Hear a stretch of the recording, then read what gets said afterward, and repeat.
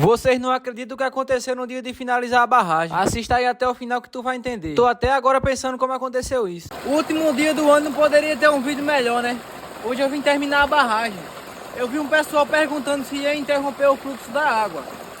Quando terminar o vídeo tu vai ver. Eu já preparei logo essas estacas aí pra ver se eu conseguir dar um reforço maior na barragem. Porque a pressão da água já tava muito forte. E se não reforçar ela vai embora. Chegou a hora de tirar a areia. Os comentários que eu mais recebo é assim: por que tu não tira areia na parte de cima?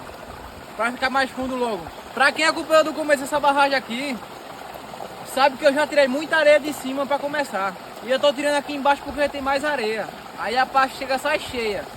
Se eu for tirar lá vai sair bem pouquinho areia. Atrasa muito.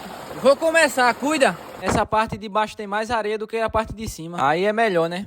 O saco tá cheio e eu acho que só vai pegar esse daqui. Vamos colocar ele nesse buraco aqui, ó.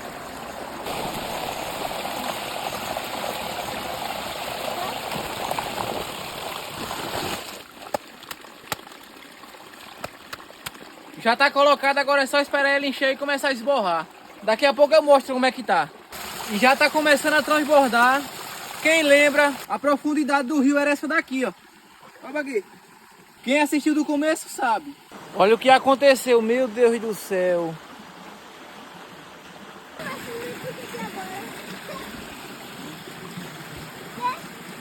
E um monte de trabalho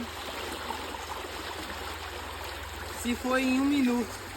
Fez tanta coisa com esses negócios e só foi meu irmão foi segurar o saco, caiu. E infelizmente foi isso.